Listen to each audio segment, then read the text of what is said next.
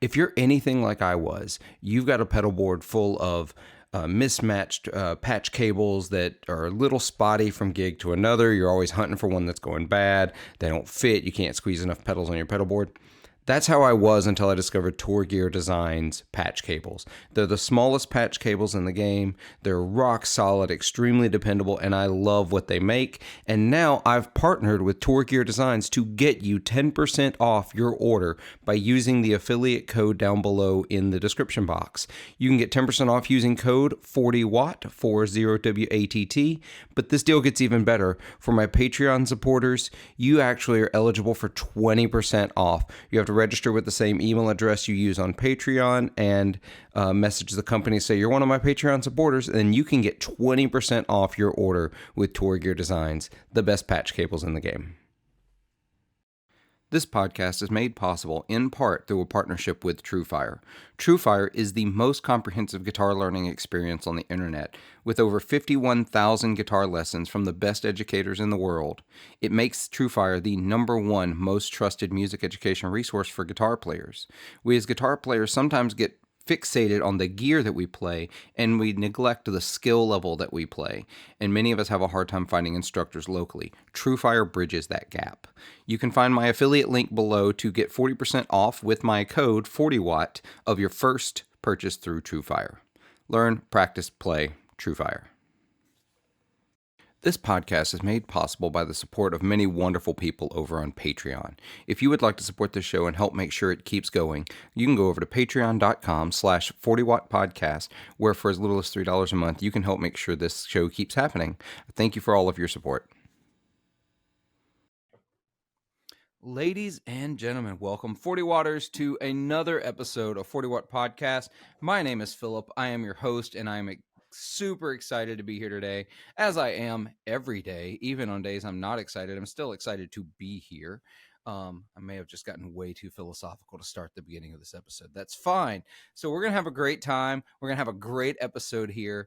But first, I need to, as usual, thank my Patreon supporters, because this show would not happen without all of you. Well, let's be honest, it would happen, but my gear wouldn't be as good to record it, because y'all help me pay all the back end stuff to make sure that I'm not going in debt to make this podcast happen. So I'm going to thank all of you in no particular order. Want to thank by name Tony DeGraw, Steve Rao of the 60 Cycle Hum podcast, Andrew Bimson, Abe Matthews, Jordan Galosh, Duncan Watson, Andy Johns, Dave Evangelista of the Guitar Dads podcast, Blake Jefferson, Nick Call, Andrew Hensley, Alan Gresham, Dan Pilver of Lewitt Audio, Scott Hamilton of the Effects Loop podcast, Andy Koning, Jim Burns, Tom Kelly, Heath Batt, Ben Fair of Electromotive Sound Pedal Company, Rick Calhoun of Honey Picks, Jeffrey Walks, and Kyle Harris. Thank you so much for your support. I greatly appreciate it. And for those of you watching over on YouTube, you see the light change when I close that window, because I don't have these names memorized yet. And if you're ever expecting me to memorize them, well, you are going to be way out of luck. So, having said that, appreciate all of you. I haven't mentioned it on the podcast in a little while. There's a little thing at the beginning of this episode about a partnership that I have with Tour Gear Designs patch cables. If you are still using another patch cable, or if you are still making your own, kudos to you for going through all the work. But you should check out the partnership I have with them. Tour Gear Designs is making the smallest patch cables on the planet. You literally cannot make them smaller. The tech isn't there yet. They've also super reliable. I've been using them on boards for years. They're great. I've had Marco from Tour Gear Designs on the podcast. It's actually one of my most listened to episodes, believe it or not. That surprises me too. Marco was fantastic. And if you use the code 40Watt, you can get 10% off your order. If you are a Patreon supporter, you can get 20% off. You just got to prove you're a Patreon supporter. It's great. So make sure you go check those folks out. I want to make sure I mention them on the main episode, not just on the ad that some of y'all skip, because I skip them too. I get it. You got to pay the bills though, right? Speaking of paying the bills, moving on to this week's... that's a terrible transition. Robert, how are you? I'm good. I'm that good. was that was such a rotten transition. Y'all, I've got Robert Baker of YouTube fame and an incredible guitarist and a man whose taste in guitars and amps I'm hyper jealous of and constantly trying to be like. Um, Dude, I'm super pumped to have you on the show. How you been? Good, man. Thanks for having me. A fellow Firebird fan.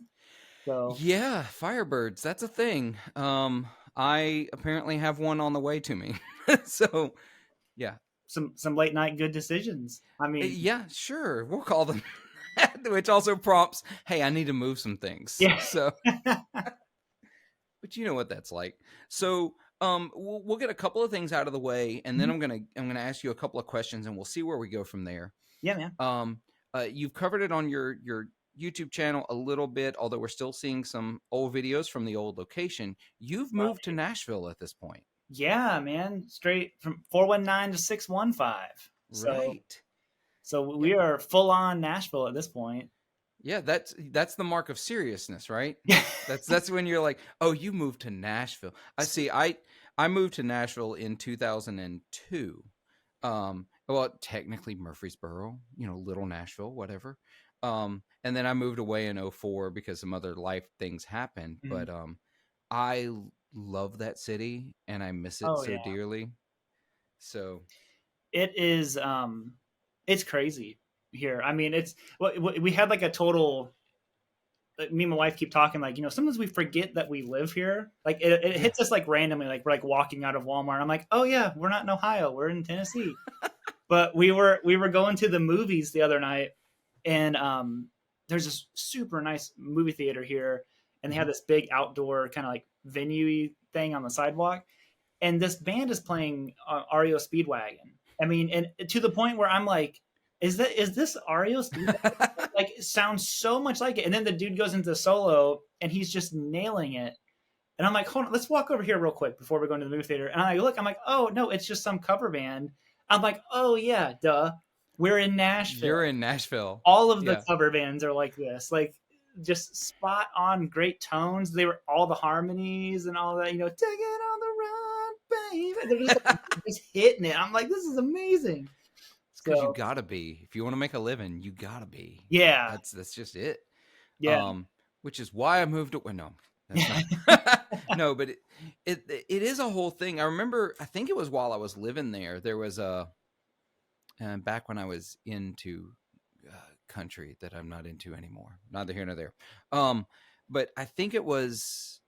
I read like Tim McGraw came to town, right? I Mhm. mean, he lives in the area, which I'm sure he lives in the area. I don't actually know that for a fact. I know they have a house down in Star, Mississippi, which is where Faith Hill is from. But I only know that because I'm Mississippi, and we're real proud of our other Mississippians. Other Mississippi. So we know unhealthy amounts about their lives. Um, but he did that thing a lot of bands do where they'll drag like an audience member who's maybe a little overly excited to come on stage and sing with them, right? hmm Problem is it's Nashville. Like back then, pre-streaming days when I lived in Murfreesboro, Nashville was the town where like the valet, when he parked your car, slipped his CD in your CD player, so that it was the first thing you heard when you got back in your car. Yeah. That's the town. And like this guy proceeds to get on stage and out sing Tim McGraw. I mean, that's the thing. It's cute when you do it in Tempe, Arizona, Yeah. where it's a crapshoot what quality you're getting up there. But in Nashville, you should just bet that whoever you're pulling up on stage can sing. Yeah. It's crazy. I mean, I experienced that exact the classic like lawyer situation. I was like a NAM, and I was at the Rev booth, and this guy walks up and wanted to try one of the amps. I was like, oh yeah, and I hand him my guitar, and he's in a suit, just like a full on suit, briefcase, sits it down, and just like and just goes. I'm like, oh my god, you're the best guitar player I've ever heard in my life. He's like, I play a little bit. I gotta get back to work, and just, Yeah. I'm And, like, it's wild. I mean, I think it was like the second day we were here. What's funny is I probably have more friends down here, even than what I had in Ohio. Like, I just know more people down here. that And they're like, "Hey, tracks. come to Kimbrough's with us," And I go there, and it's Jack Rouge and Guthrie Trap, and Corey Congilio, RJ Ranky, like all these guys are there, like just playing. I'm like, this is, and they're like, it's like this every night. I love it. So I love what Guthrie has done with the Underdog there in East Nashville as well. yeah, It has become like a mecca of guitar players. yep, Because like Corey plays, I know Corey plays there a bunch. I know Kirk plays there a whole bunch. Kirk Fletcher. yeah. So like it's just attracting guitar players to come hear guitar players, and they seem to not care so much about playing the pop covers or the rock covers. They just want to hear great guitar players over there at the Underdog. 100%. I told Guthrie I was going to go down there. I forgot tonight's Monday, so I won't be going down there. Oh no! But tell you what, you tell Guthrie it was my fault. Yeah. I'll make it up to him by having him on the podcast. It'll be fine. No, it's fine. Yeah, no, it's a cool thing that's happening there in Nashville. And for everybody that thinks the Nashville is just country music, you've obviously not spent enough time in Nashville. Yeah, it's everything. I mean, it's pretty intense, you know. So when I was there was like a growing like underground jazz scene in Nashville. Oh, really? I think that's dipped since then, but yeah, for a couple of years there was like this rise in groups playing like not just straight ahead jazz, but playing like experimental, like pushing the envelope jazz. And it's just really interesting how it ebbs and flows, just like anywhere else, just like anything else. There's just more musicians per square mile. Yeah. Well, it's always kind of funny. I always thought of like country music. It's like hillbilly jazz. You know, it's so like chromatic and all. Like when you really look at it and you listen to someone like Brent Mason, like if you've listened to his like Hot Wired album, yep. I mean, he's got just as many jazz songs, like, you know, Swing with a Sting, and then you have Hot Wired, and I'm like, he's kind of doing the same thing. It's just one's on the bridge pickup and one's on the neck with the tone rolled down. Yeah, very similar. So. Yeah, I agree. I think especially in that even the earliest like Western swing stuff was just jazz. Yeah. It was jazz with a different emphasis on the beats. That's all it really was. Yeah, super. Like I said, it's just hillbillified. It's cool. So before we get too far off topic, just because I want to pretend for a second that the Venn diagram of our audiences isn't my smaller circle inside the larger circle of your audience, because we're going to pretend for a second that people don't know who you are. So give us like the elevator speech, how'd you get into guitar? How'd you get into playing music? You know, what possessed you to move to Nashville? Obviously that's the most recent. So let's go there. Yeah. What made me want to move to Nashville? Yeah, just in general, just how'd you get into guitar? Okay. Like, how'd that happen? The guitar thing happened all because my dad played me Van Halen one day. I was like obsessed with this band Creed from early 2000s, and I was like just wearing these albums out. And my dad was so sick of hearing. He's like, I'm so sick of hearing stupid Creed. And I'm from South Carolina, and he is like from South Carolina but grew up there. So he's a big Southern dude. And he's like, boy, let me play you some real music. And he takes out 1984 and he puts it in there, and you just hear the drum start. I'm like, what is that? And he's like, that's Alex Van Halen. He's like, get ready for this. Or, you know, whatever he said. And then he'll, and I'm like, what is that? And he's like, that's Eddie Van Halen, boy. That's a real guitar player. Which is funny because I love Mark Tremonti. I think Mark Tremonti is one of the best. Like, have you listened to his Sinatra album yet? Oh, yeah. Man, it's so good. He's phenomenal. Yeah. But my dad is just like, Eddie Van Halen's the best guitarist ever. And I'm like, yep, I agree with you. So. He's not alone. A lot of people, that's their thing. Like, they will divert every conversation about music or guitar to Van Halen. Just period. Yeah. I mean, and I agree with them. As soon as someone says that, I'm like, yep, you're right. We'll have a conversation about that. Let's put a pin in that one. We'll come back to that one. I'll say something controversial. But so you get really into Van Halen. Yeah. So when did you get your first guitar? I got it when I was 14.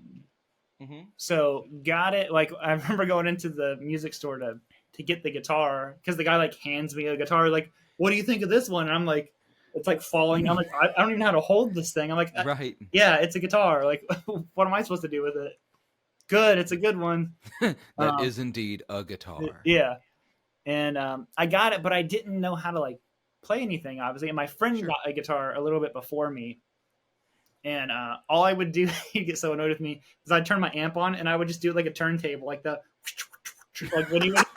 That was it. That's all I knew how to do for months, and that was all I would do. And he would be like, "When are you ever going to learn how to play that thing?" Because he was learning like learning Kenny Chesney songs, and he Right. all that kind of stuff. I'm like, when summer gets here, when I'm on summer break, I'll actually learn how to play it. And he taught me over the phone during the summer how to play "Smoke on the Water." Oh, And, wow. and I wrote it on paper, but we didn't know tabs. Yeah. He taught it to me as plain 3/5, plain 3/6/5. So on a piece of paper, I had P3/5, Oh, P3/6/5, wow. and I just knew that plain meant open, and it was all on the high E string, just like, and then that was all I knew for months. So, Oh, your poor dad. well, and then my dad had like he played guitar years before me, and he had a mandolin, and I figured out you can play "Smoke on the Water" on any stringed instrument. Yes, you can. And I'm like, I can play any instrument ever now. Just, it was great, and that's where it all led. And then That's I moved to awesome. Nashville. And then you moved to Nashville. Still can only play "Smoke on the Water," but I think it's going to get me through. So I mean, it's doing all right. So for those of you that don't already know, Robert Baker has a very successful YouTube channel where he talks about guitars. He talks about guitar playing. You do session work. You do a bunch of other studio work. Studio. Do you play much live anymore? That's what I'm curious. not so much. I did it a lot earlier on, Yeah. and then once I started focusing more on the kind of YouTube, I'll air quotes like studio stuff. Yeah. Like I just enjoyed that more. That actually, when I was in high school, you had to do like a big senior project, and my senior project was on I wanted to be a session musician. So the live thing was never really something that I pursued. Oh, sure. It was always kind of I want to be like in some kind of a studio. So like I did a whole 10-page report on Michael Landau and Tim Pierce and Steve Lukather and Dan Huff and all these guys, and I'm like, that's what I want to do. And then I realized I'm like, oh, but they're all amazing. And I only know "Smoke on the Water." So Right. There's only so many times you're going to re-record "Smoke on the Water." There's only 12 keys you can play it in. At some point you've got to play something else. and that's why I just stayed in Ohio the whole time. Little did everyone know, but "Smoke on the Water" is the state anthem of Ohio. So no. So yeah, you're in Nashville now. You're continuing the YouTube thing, obviously. Yeah. So I'm really curious, like, what ultimately facilitated the move to Nashville? Because that's a big deal in a lot of musician and a lot of artists like life to move. If it's not, it's for opera singers and for actors. It's especially musical actors. It's moved to New York for screen actors and stuff like that. It's moved to L.A. For a musician, it really is a lot of, hey, I'm going to move to Nashville. Yeah. I mean, it's probably Nashville or LA, but I LA is like too busy for me. I'm a country boy, like growing up, and then I remember when me and my wife honeymooned out in Vegas because I was supposed to go to GIT out in California. Oh, okay. And we honeymooned out in like I said, Vegas. And then everyone's like, "Oh, LA is like 10 times worse than this." I'm like, "What?" I'm like, I literally don't think I can handle that because it was so busy out there. And then, didn't obviously go out there, but I'm like off in the weeds now. The Nashville move, honestly, all happened last year when I went to Gearfest at Sweetwater. Okay. They invited us all out there, and it was like the first time that I had been around all of like my friends that wasn't at NAMM. At NAMM, it's just like we're hanging out, but we were like working together. Yeah. Thinking up ideas like, oh, let's do this. We're going to do this. And I was like, wow, I don't have this. Like this camaraderie of like, hey, we're just here to help each other. Like, I'm, holding the camera for so-and-so. Then they're coming up like, oh, let me hold the camera for you so you can do this. And, I'm like, I really like wish I had that. And which my wife and son had never been to Nashville. I'd been there a bunch, and then we took a vacation down there, and they both loved it. And then I was like, I didn't tell her about how hot it is down here. Oh yeah. Because she hates humidity and heat. Oh no. I'm just Oh no. I just won't. I won't mention. There's probably something I'm forgetting to mention to you. I go, but it's really great and doesn't get hot. And anyways, Oh, so rude. yeah, As as we record this, we're in like the hottest 2 week span in the history of recorded Earth. And I'm in Mississippi here with heat indexes or indices of like 115, yeah. 116 here. It's brutal. It's and it is rough. And I did tell her that it was going to be hot, but Yeah. I still don't think she was ready for it. There's been a few days here recently where it's like humidity like you've never experienced before, and she like went outside and she has like curly hair, so then she like has it straightened and it just goes like you can see all the humidity. And she just looks at me. You did this. There's no prepping for the heat down here. No. There's no getting. I always feel like okay, fine, I'll put the explicit tag. I always feel like the asshole that lives in Mississippi and complains about the heat in Mississippi. It's like, Yeah. you live here. You've spent almost 4 decades here. I say almost because I haven't lived in Mississippi for all of my entire Right. life. But yeah, like 4 decades here, and I still complain about the heat and the humidity. And especially this year, it's been like, it took a little longer than expected to get to temperature. You know, we preheated a little longer than usual To get to Hades. And then, yeah, to get it's like, but yeah, then all of a sudden it's like the worst I've ever experienced, and I've Yeah. lived in Mississippi most of my life. So we obviously chose a good time to move down here. Absolutely, it was the perfect time. Welcome to the South, sir. Or maybe this is your fault. I don't know. We're gonna decide where we place this Yeah. blame, but I brought all the Yankee heat down with me. Yankee Heat band name. I'm calling that. Oh one. man, that's not a bad name. No, it's Yankee Heat? actually not. Actually, that's pretty good. Because then you could have like a band up north, and then you have one down south called Southern Heat, and you guys like Southern Chill. No, the Southern Chill? counter band is the Southern Chill. Yankee Heat and Southern Chill. This is so bad. This is gonna happen though. I'm gonna mock Oh up man, band design T-shirts already. I think we just wrote like 2 country albums. It's done. I mean, the word heat, beer, or chill is in every song. Beer only because it's country music, right? Can you write country music and not talk about beer? I mean, I'm already thinking of lyrics. You know, we got the summer heat, and we got the summer heat with the country chill. I could see it. No, See? dude, that's a #1 hit. It's I know. already, it's done. Have you? Speaking of country music, have you listened to? I'm going to bring this up. This is like a throwback to a couple of years ago. The song. Oh, I'm gonna have to look it up. I'm sorry, y'all. I know y'all hate it when I Google live on the podcast, but that's gotta happen. Ooh. I know, it's terrible. There's a song called "Parked by the Lake" by the artist, quote unquote, Dean Summerwind. No, I've never heard. Oh, okay. I have to say my love of country stops right around like 2002.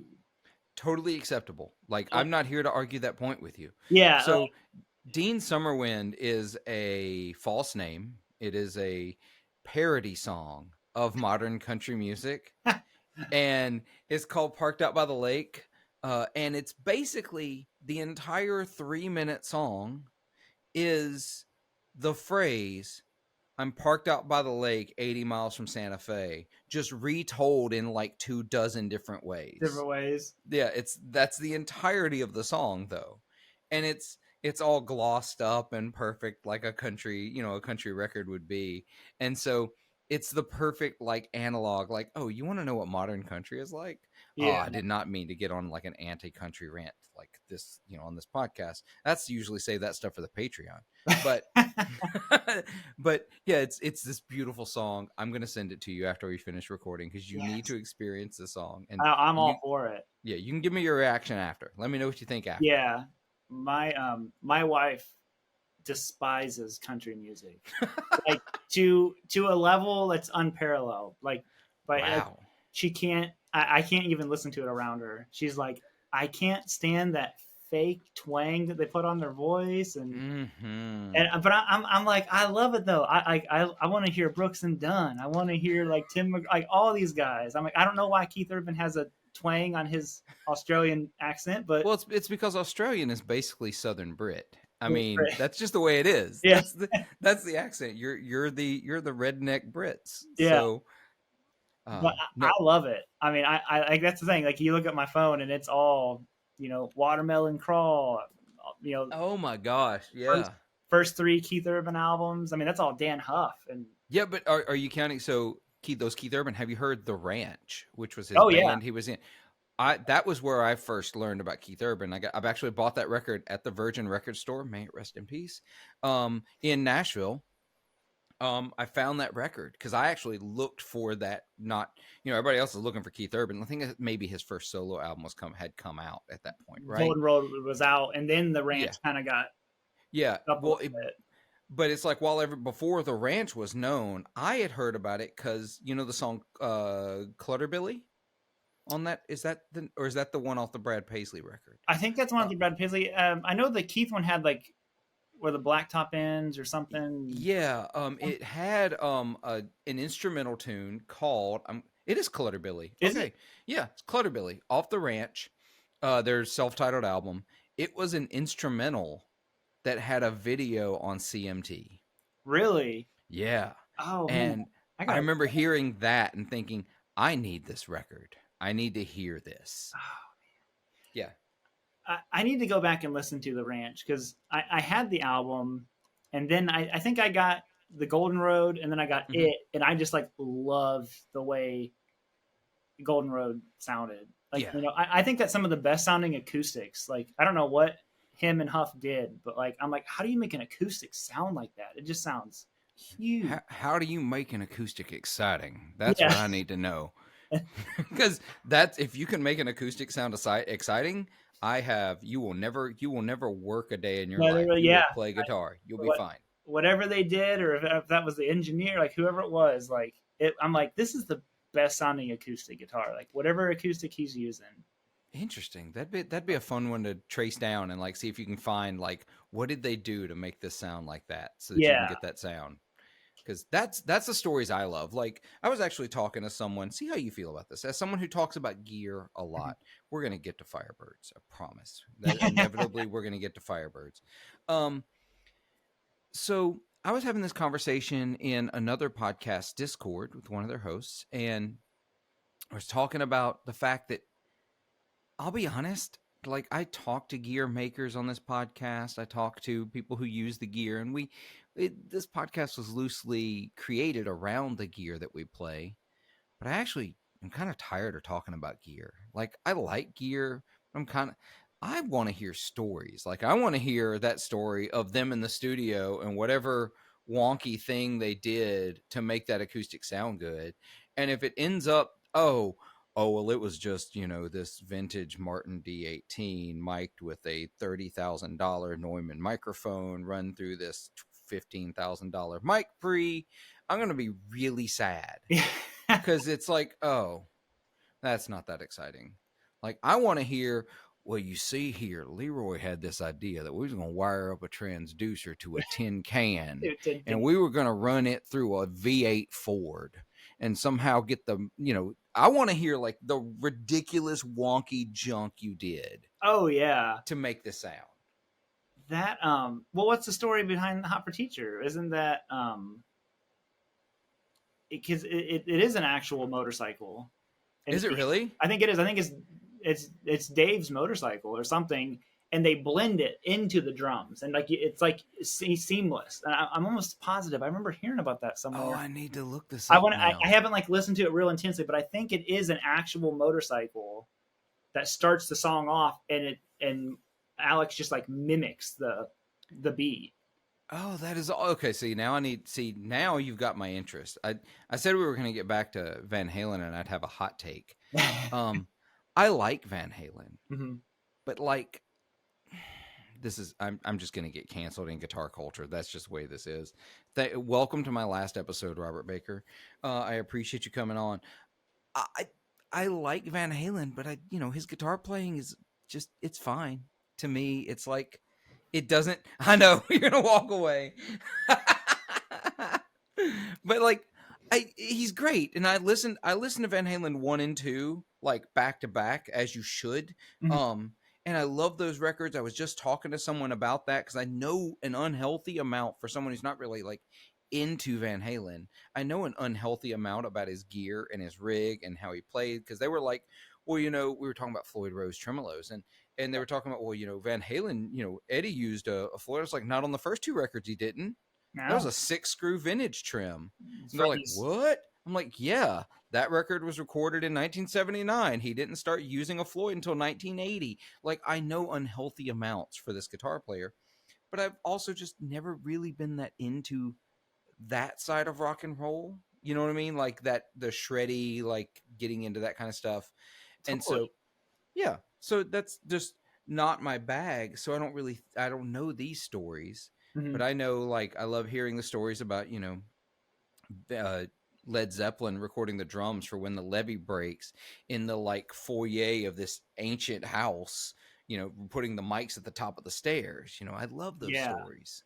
Well, yeah, that and it's funny you mentioned that song. I was just talking with someone. We want to do this series of videos like recreating these sounds, Mm-hmm.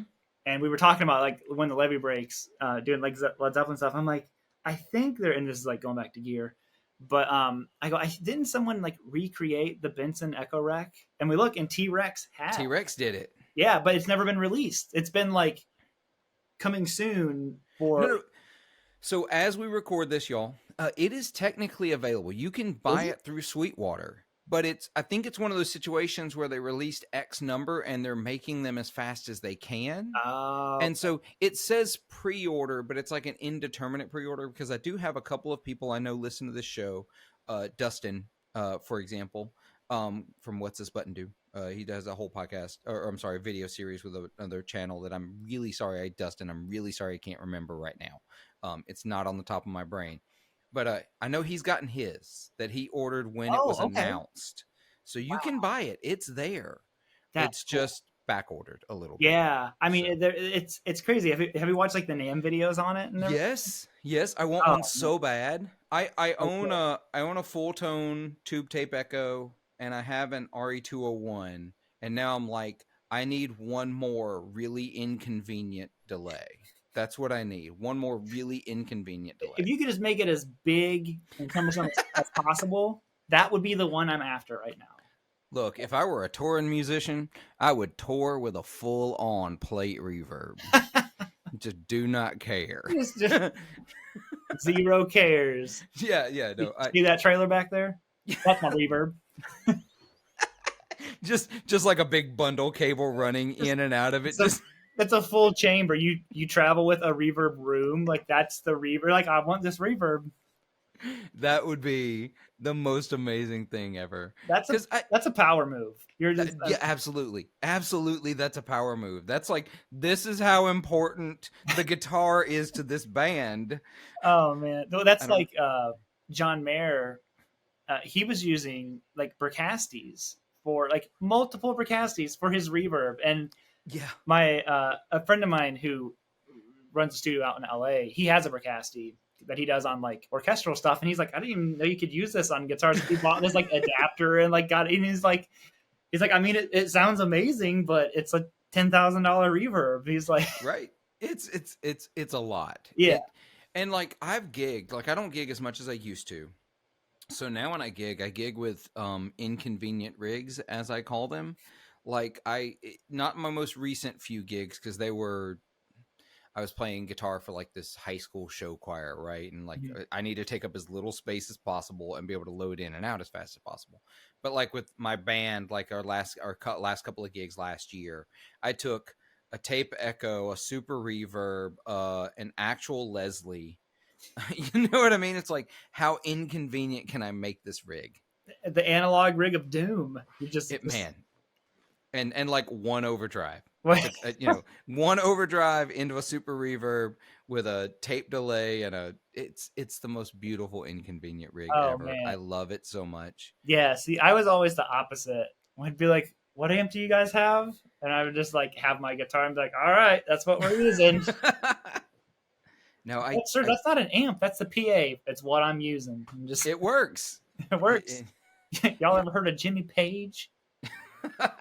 Well, see, that's to me, that's where it's like I have the gear I like, and to bring this back to like my tired of gear a little bit, it's that there's this constant, oh, this new thing's out, it's better Mhm. than the thing you're using, or oh, it's doing this, or oh, these digital options are the way now, or and they're not. There's there's all these other things, like there's this constant evolution and push, and people saying no, you should be doing this instead of that, and I'm like, I don't need to hear the next 3-knob overdrive. Mhm. I don't. It doesn't make me excited to hear it or play it. There has to be, like, especially with pedals. I'm like pedal like overkill for me. So Mm-hmm. it has to be like something really like special to where I'm Yeah. like, oh, I'm actually excited about that. I just did a video when we were at Gearfest with Rhett, and oh, here it is. The pedal. So we've tried to make the most expensive pedal board. Oh yeah, I watched that one. Yeah. Okay, yeah, yeah. So we go through this, and neither one of us had played this plasma coil third man pedal, Yeah. and we like click it on, and we're like, oh, it sounds good. And then Game Changer Audio. A yeah, little caveat to Game Changer Audio. Yeah. here I got one because Yeah. like we were like both. I don't know if Rhett got one or not, but I was like, I'm legitimately like excited because it was just noise, and Yeah. the pedal looks cool. It's heavy, and I'm like, yeah, like I feel like Tim Allen. I'm like, you got big But pedal. then you find out it makes the reverb by actually shooting light through a plasma coil, and you're like, oh, Yeah, oh, see, I that's like it. interesting. Like, so it could also kill me. I'll take two.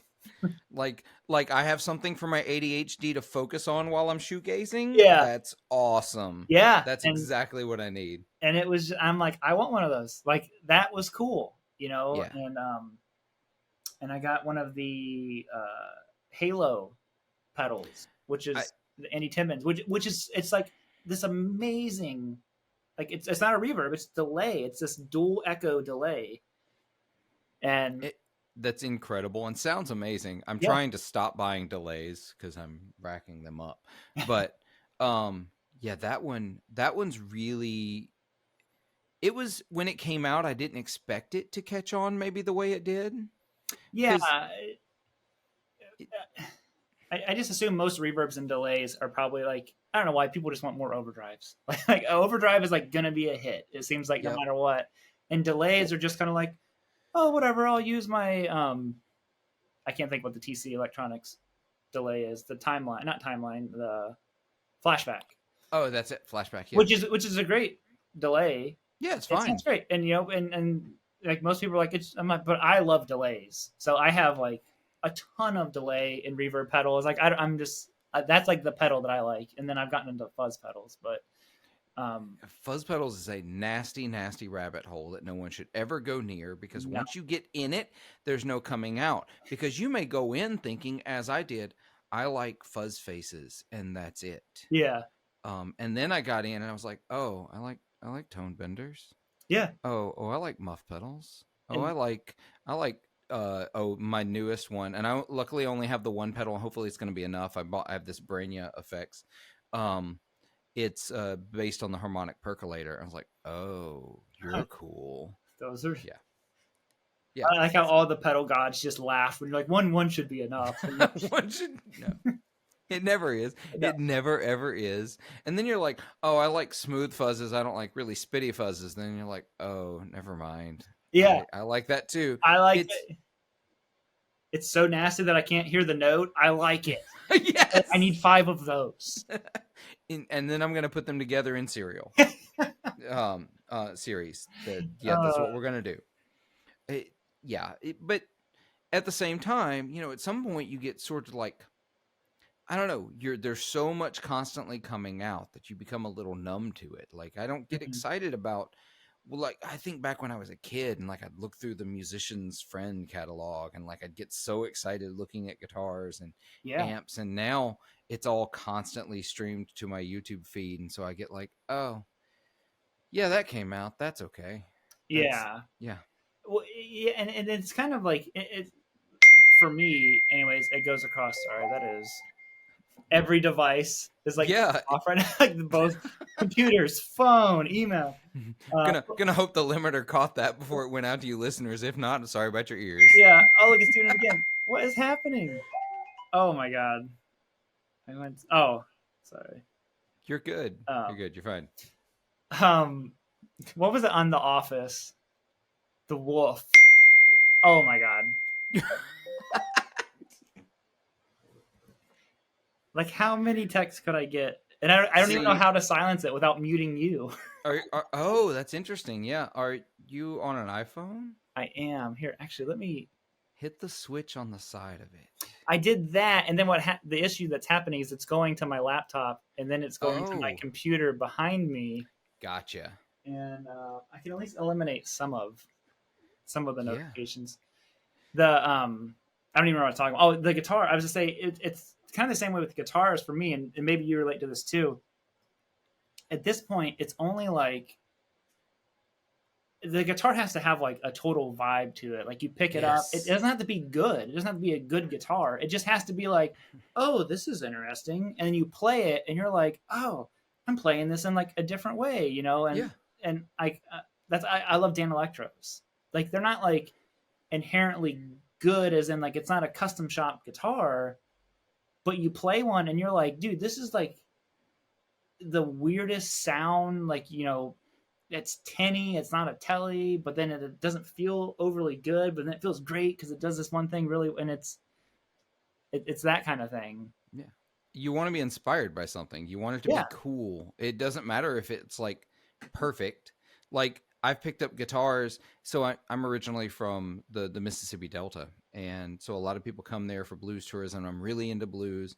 And my local shop there in Clarksdale would sort of specialize in like old like silver tone acoustic guitars, Oh, especially like cool. old Stellas and old Ks and stuff like that. And it'd be like you'd get one in, or the owner of shop, Ronnie, would get one in, and he's like, and he scoured, like he'd scour like local trade magazines back in the day, and now he scours the internet trying to find like deals, and the deals are disappearing, but on stuff that he can at least get in and hope it plays. And if it doesn't play, can I get it to play like with some work, because Right. people are going to want this guitar. And so he'd get these in, and like it's amazing how you'd get a guitar and you'd play it and you're like, this guitar as a guitar sucks. Yes. But if I had a slide to this Yeah. and put it through fuzz, it sounds amazing. I've got one of those. It's back here. I'm not gonna grab it, but it's like what I think is a Gretsch prototype from like forever ago, for like the ugliest Gretsch ever made. That's what they were going for. Yeah, I've talked about it on this podcast before. I'll show you when we take our break before we record our Patreon episode. But I'll show you what I'm talking about. But it may be the ugliest guitar ever made. But I saw it in that same shop and it's like, oh, I have to have this. This thing is a piece of crap. Look how ugly that guitar is. Yeah, I'll take it. exactly. It's like, I'll retell the story. It's fine. So I saw this guitar leaned up against the wall, and I was like, I walked in the shop. My buddy worked there, and his dad owned the shop, and I was like, what the hell is that? And he said, oh, that's just something Alan said, see if we can sell. I said, I will give him $100 right now. Right now. And he took $100. Like, it didn't even have a jack. Like, I couldn't even plug it in to see if the electronics worked. I was like, no, I have to have that. So, Um, they made it, and they're like, with a guitar this ugly, you don't plug it in. you don't, you just, oh, yeah. So the neck has no truss rod.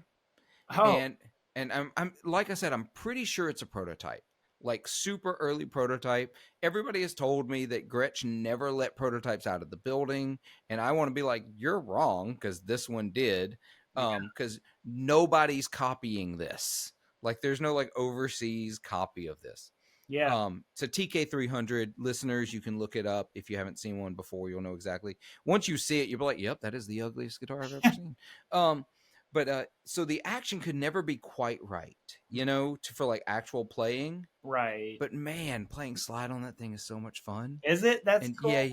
yeah. It's so good. And you can fret a little bit, but you're not gonna like do anything quick or with any finesse. Right. You're gonna have to ham fist everything you play. But with slide, it's gritty and perfect. And that's cool. the vibe that guitar gives. Yeah. Dan Electros give a vibe. Old whatever it is you're playing, whether it's a Mosrite or like an old Electra copy of something, they give a vibe, and you Yeah, play to that. 100%. You know, and I think that's what's cool. And then, like I said, like that pedal, the Game Changer one, or the Halo and all that stuff. I'm like, Mhm. they had like a vibe to them right away. I'm like, oh, this is exciting. You know, sometimes you play the stuff and you're like, oh, this is it's another good whatever. Yeah. But you're like, but I don't necessarily like want it.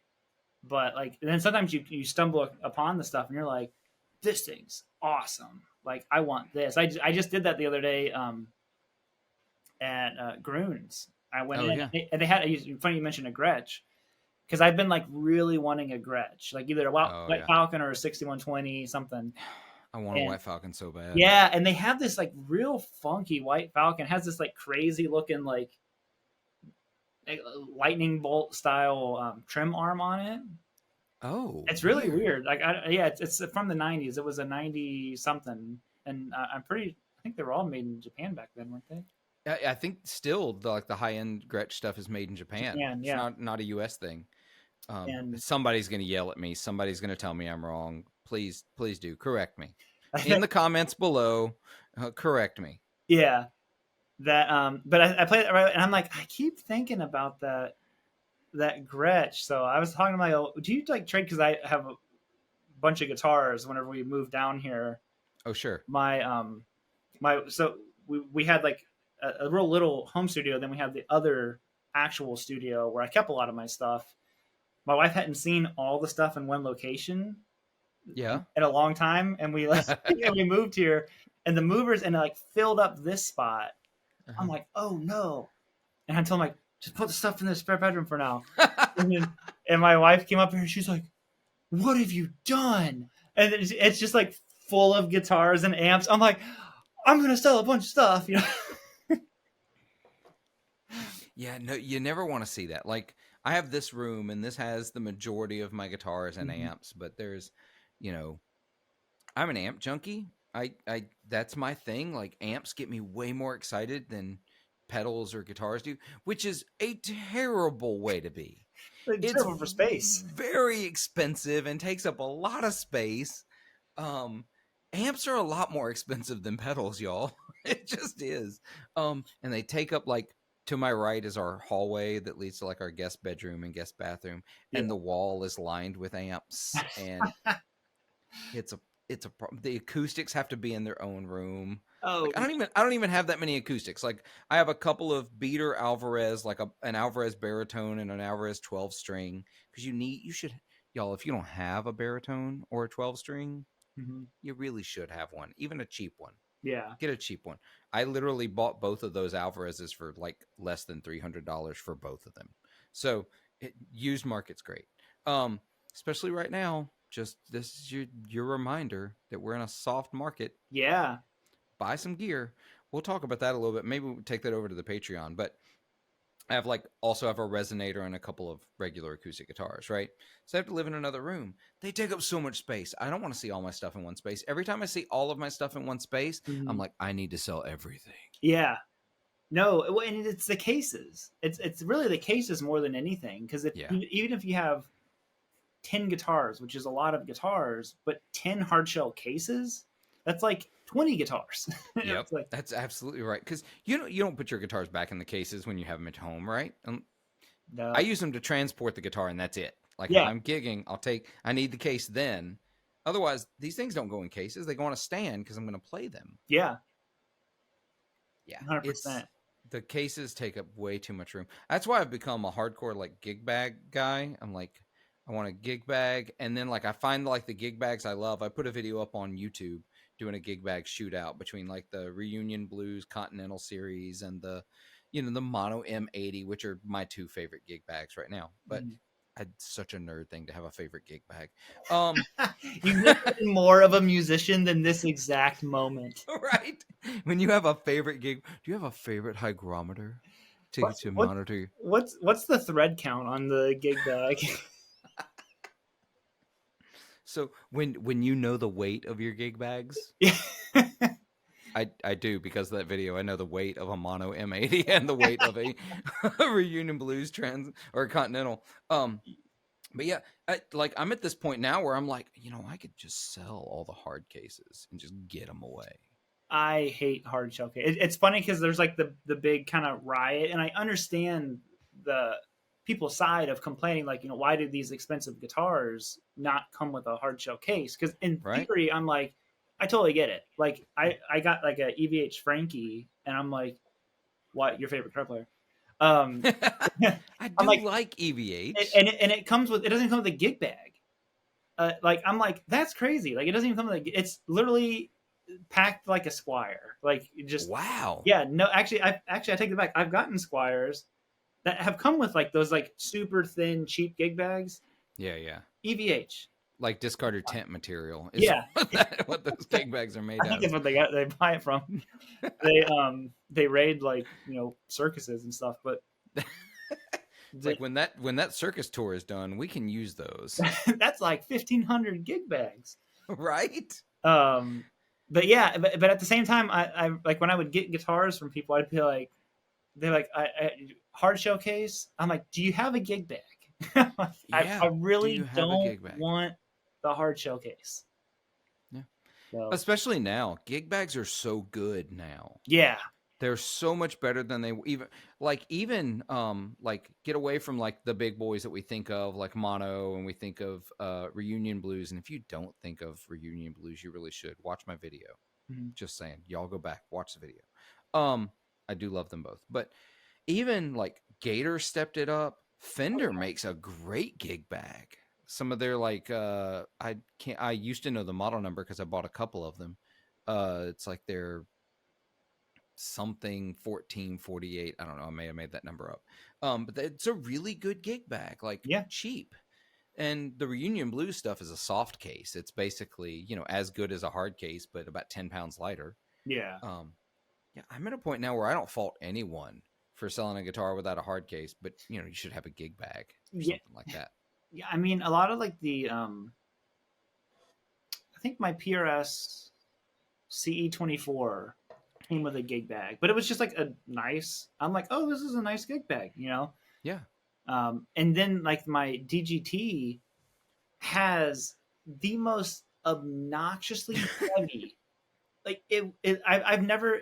I still don't. Even my Explorer case, which is twice the size, is not as heavy as this PRS case. I'm like, really? It's the heaviest case I've ever. Like, you would pick it up and think like, there's a guitar in here. I'm like, nope, that's just an empty case. Because I was going to say your Firebird cases think that's cute, but apparently that's nothing. It like all the cases have nothing on this PRS. I'm like, I don't know what they used to like. Instead of lining it with wood, it's just brick all the way around. It's a brick case. It's a brick house. Dude.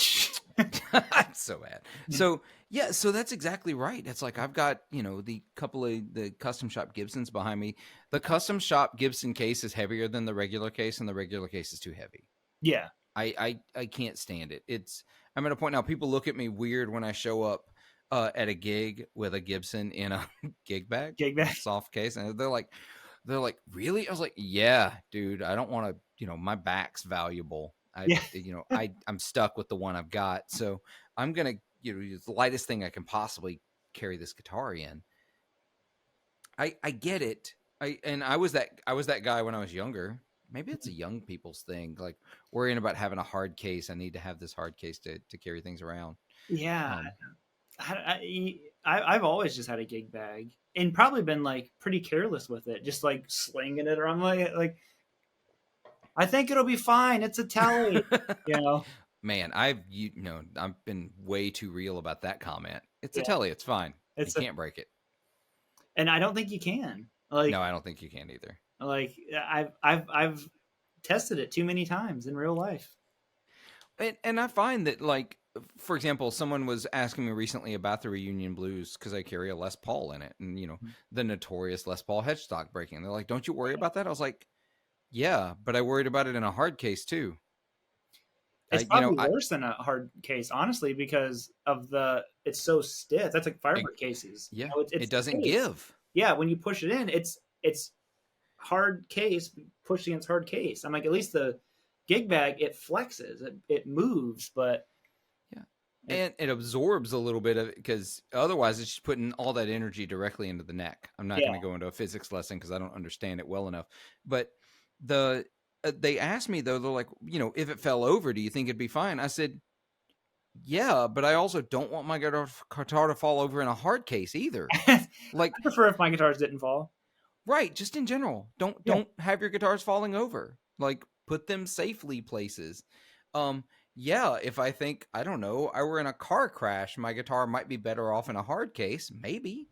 Yeah. But I don't plan on doing that intentionally. Yeah. So Again, not part of the, as the resident, physicist here, it all checks out. So yeah, that is science. that's science. So, Robert, we're getting close to the end, and we've goofed off this entire episode. I apologize. Normally, I'm much more serious, and I like to hold a higher level of podcast close to NPR standards. But yeah, listeners know that never happens. Got a couple. I don't have classic questions. If you know Blake over at the Tone Mob, he does classic questions at the end of his episodes. I don't, but I'm real curious because I like asking and I find out about a lot of new gear this way. If I'm going to find something to be excited about, I'm going to find it by asking this question. So you're a guy with a lot of guitars, you got a lot of amps, you got a lot of gear, right? I get it. Is there anything you're currently gassing for? Is there something you're like, oh, I want that? That's a thing that's on my radar. Yeah, it's probably the that Gretsch. I was talking about. Oh, okay. I'll tell you a guitar that, and everyone kind of freaked out about it when we were at Sweetwater. In Sweetwater studio, they had this R9 Les Paul in there. It's the lightest, not chambered, the lightest Les Paul I've ever picked up in my life. Like, really? to the point where I'm like, is this chambered? And they're like, it's not chambered. It's just a 2014 R9. And to the point where I'm like, how much is this thing? And they're like, oh, it's not for sale. The studio bought it. So I'm like, oh. He's like, you could probably like buy it from the studio if you wanted to. You got to talk to the studio manager. But it's like, wow. Which the studio is in Sweetwater, but they bought it.